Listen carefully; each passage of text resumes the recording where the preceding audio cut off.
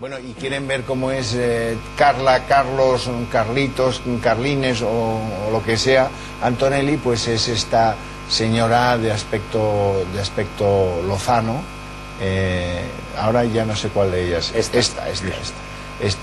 es la chica que va a defender, la chica, chico, chique, lo que sea, que va a defender en las listas de Tomás Gómez el Madrid plural y cosmopolita, como dice él.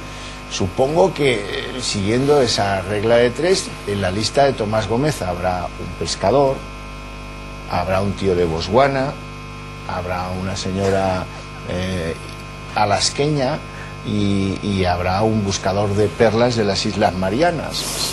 De lo que se trata es de mostrar la diversidad del Madrid cosmopolita, ¿no?